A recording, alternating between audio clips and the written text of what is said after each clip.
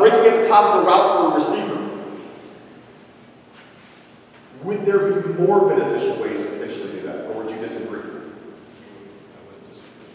And I'm wanting to spark conversation. I don't have all the answers, I promise. I just stay up late.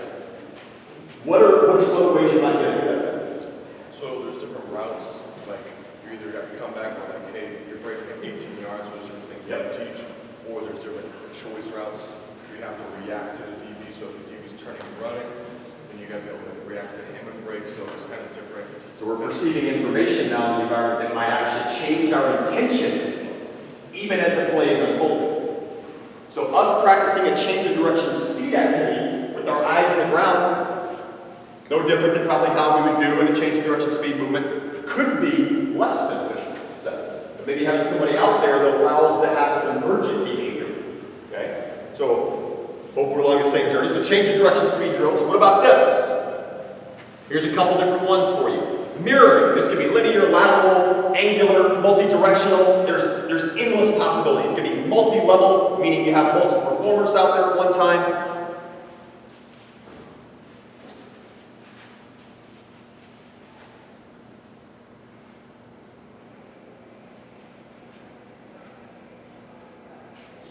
What about angular mirroring? This is kind of a blended version, by the way.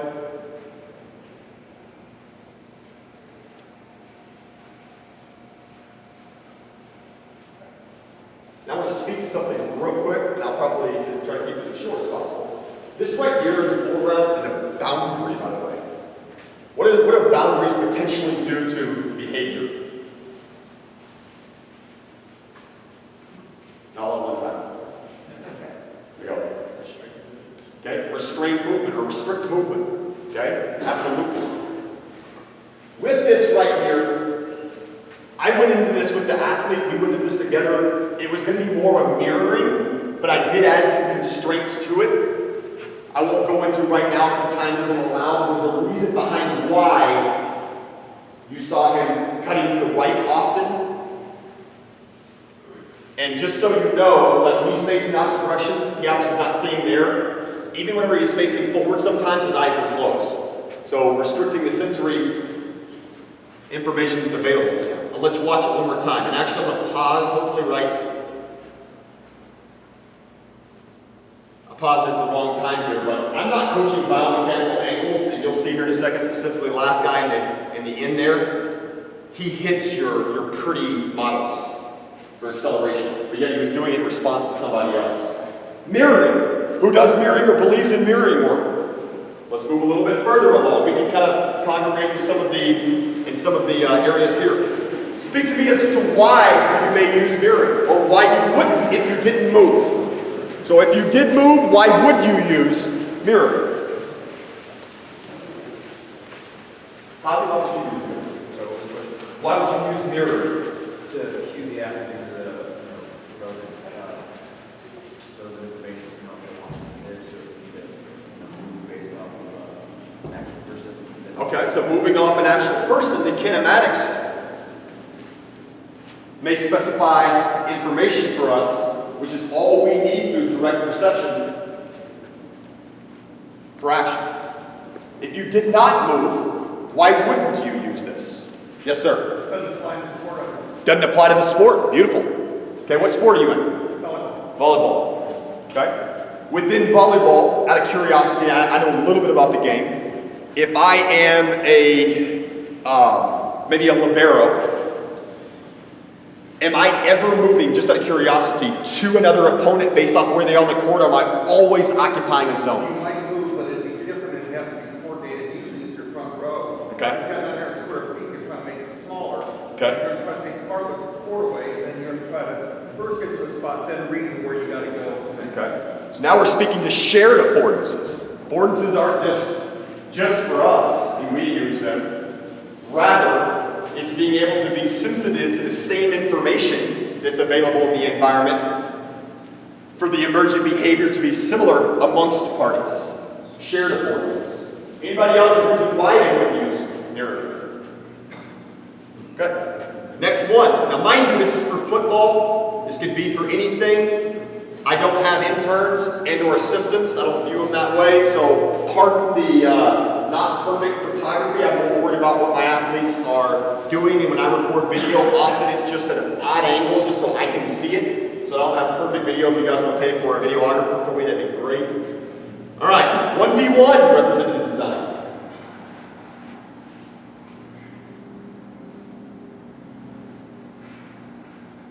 Notice there's different distance there. So on this, we're on grass on purpose, by the way. I could have been in the dome right up here, but I wanted to change the surface. Why? Because 1 or 2 or maybe 3 times a year, this athlete will play on a field in Toronto that's grass.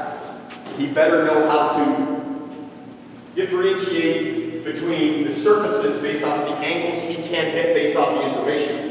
Now, if you notice, there's a green cone right here, and then there's a white cone here, and then a little bit further back, there's a green cone. They're at different distances. If you'll notice, he's approaching from different distances. If you notice, as the opponent is coming in at different angles, why might that be important? Why might it be important to not just do the same thing over and over and over and expect different results? Because Yes, sir. within every rep of what we're doing here, when it transfers over to game, like no rep is the same, like no play is going to be the same. No matter what player it is, they're all coming from different angles. They're all changing, so we're hoping to help that athlete with the experience here, and then through education of attention,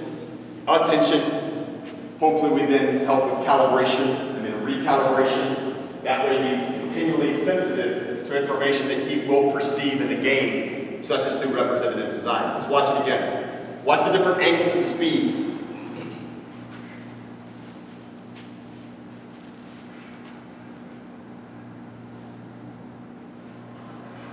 That's actually a different play, by the way. It looks similar to that first one. Different speeds, different angles. Why might there be a ball present? It's different than without. I might move different if I run without one. Absolutely, you have different behaviors that emerge. Do you use balls in the sport? Yep. Do I have regulations I can't use them? At least use a ball. There's research to show, a fair amount actually, ACL tears increase with object control skills in tight spaces with high speeds. Are we helping them by not adding balls in, or are we hurting them? Representative design, anybody that does this, let's move right to this cone here. That's 1v1. You see the levels of complexity that are kind of scaling here. Think for your sport,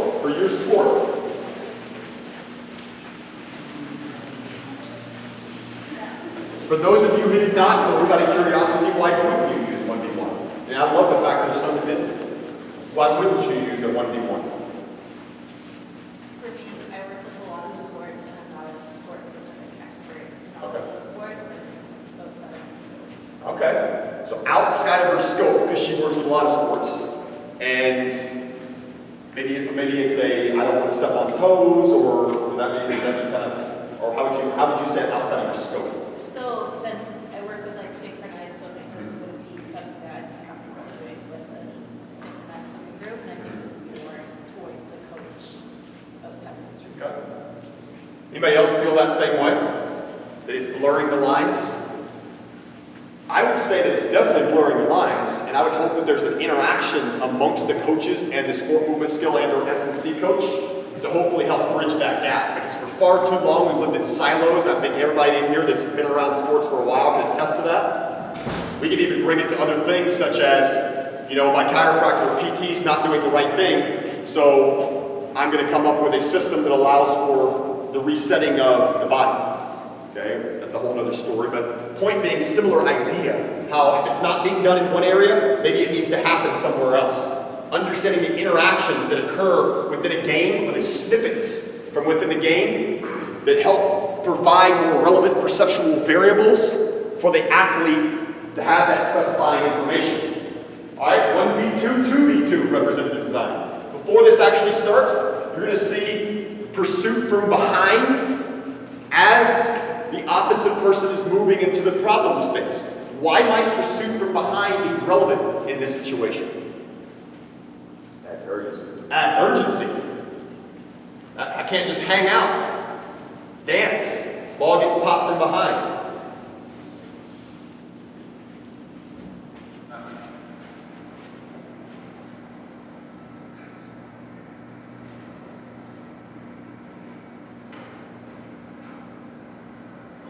Now, I could give you even better videos, and this is relatively early in the off season. I have contact with players, and I encourage a little bit of contact with my players because they have contact in the game.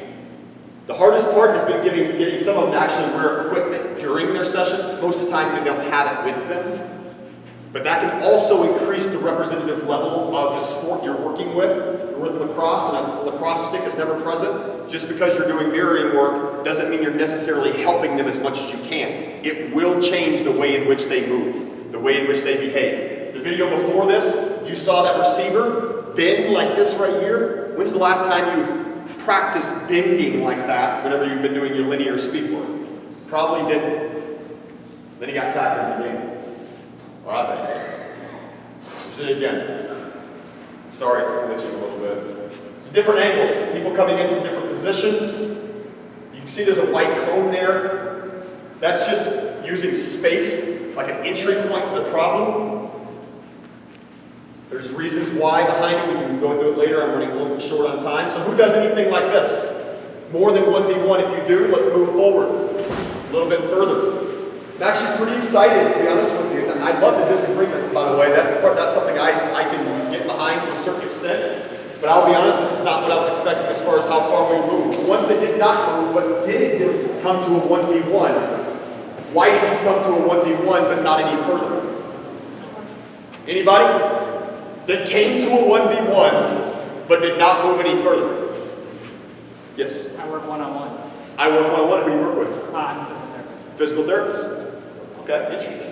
Explain to me how you use a representative approach, or how that could be beneficial to people you work with. Yeah.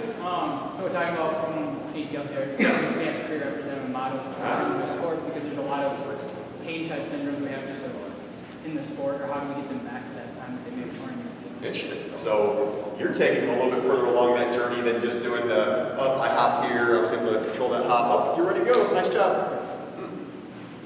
I would rather work with you. Who's over here, and why would we go over here? I'm just going to say, I think from a one-on-one or a 2 versus 2, it adds maybe a competitive aspect to it. But when I see that stuff, I'm thinking, okay, this is like systems. I mean, a football coach, this is his expertise, what angle he wants to take. I mean, for me to start coaching where they should be angling or how they're making contact. Beautiful. I mean, Glad you mentioned that. I don't know about. I don't coach the angles. I let the environment speak louder than how I am speaking. The task that's set up speak louder. And I think system-wise, I mean, when it's 2 versus 2, there's always, I mean, my background is hockey, but there's always, you might be taking an angle, but it's a teammate when a teammate might be jumping in, right? So I think in terms of adding a competitive element, I like the 1 versus 1, 2 versus 2, but we're kind of, I just see ourselves. Now, I appreciate that. Let me ask you a question then, and I do stand behind the, I'm not out here going, you need to be here, no, you need to be there. It's how you coach that matters too. A constraints-led approach is very allow learning to occur by experiencing. The coach is then manipulating the constraints based on interactions that are occurring between teams. My question to you would be, do you feel, specifically for hockey then, that they do a phenomenal job, good enough to where it's not just hitting things for the sake of hitting them, or I'm passing over here, or there's passing lanes back and forth, to where they are covering the gamut of what they need to, and then all you may need to do, depending on what it is that specifically, that is just do the weight room piece. Do you feel that that's enough in your situation or your setting?